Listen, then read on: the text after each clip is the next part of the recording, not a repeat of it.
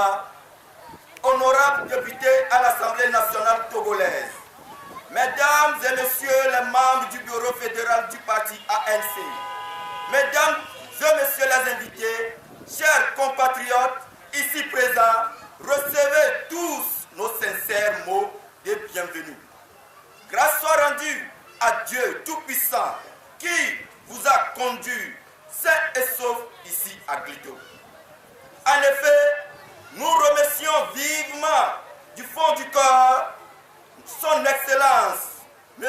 Jean-Pierre Fabre, président national du parti ANC, qui, dans sa tournée nationale, a pensé à nous pour être dans nos murs et cet après-midi.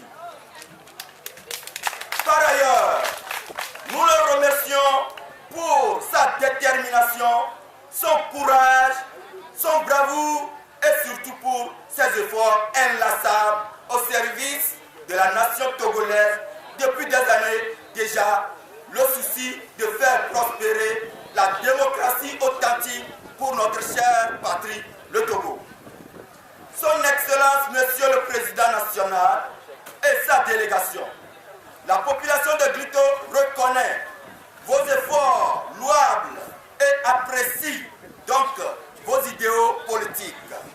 Par conséquent, place en vous entièrement sa destinée et sa confiance. C'est pourquoi nous vous invitons à ne jamais céder aux menaces et intimidations dont le peuple togolais est victime depuis plusieurs décennies déjà. Non, cette honte n'est pas à accepter, car un adage dit, les causes vigoureusement défendues finissent toujours par triompher. Et un autre renchérit, la nuit est longue, mais le jour apparaîtra. Autrement dit, que la lutte démocratique engagée depuis plusieurs années n'est en aucun cas à abandonner, car abandonner, c'est accepter le mépris et la honte sur le désespoir surtout.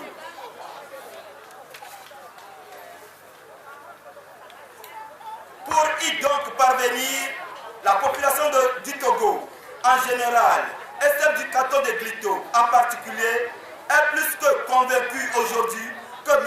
Jean-Pierre Fabre est le profil d'homme qu'il faut réellement pour assurer la victoire de la République. Une République que le peuple veut coopérative et solidaire dans toutes ses dimensions sous le signe de changement annoncé et prescrit par tout un peuple qui refuse le désespoir. Chers invités, militants et sympathisants du canton de Glito, ici à présent, le Togo veut aujourd'hui un développement fondé surtout sur la paix préservée, le travail valorisé, les compétences reconnues. Souvenez-nous donc de la sage maxime. Le changement n'adviendra pas dans la cité si ce n'est pas opéré d'abord en vous. Si vous voulez changer l'avenir, changez d'abord vous-même. Changement d'ordre, d'esprit et de méthode. Privilégions désormais l'intérêt de tous pour garantir les chances personnelles et individuelles. Car c'est ensemble que nous gagnerons. Il convient également de dire à la population togolaise en général et celle du canton de Glito en particulier que la peur des citoyens doit cesser et le relâchement à abandonner. Abordant les questions relatives aux élections à venir, la population du canton demande expressément au président Jean-Pierre Fabre de s'investir physiquement, financièrement et énergiquement pour obtenir une élection présidentielle crédible en 2015. Toujours pour la réussite du parti ANC pour les élections de 2015, le bureau cantonal de Glito adresse les recommandations vives au parti et ses responsables, dont la teneur suit. Le parti doit doter le canton des forts, des tricots, des casquettes pour mobiliser la population du canton.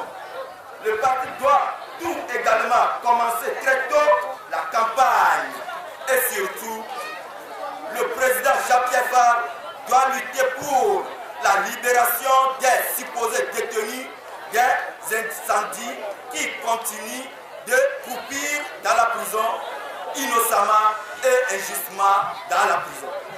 Spécialement le cas du fils du milieu en la personne de Yarou Josué, dont sa détermination, sa détention continue de déstabiliser et de décourager les militants et les sympathisants de ANC dans le canton de Glito tout entier.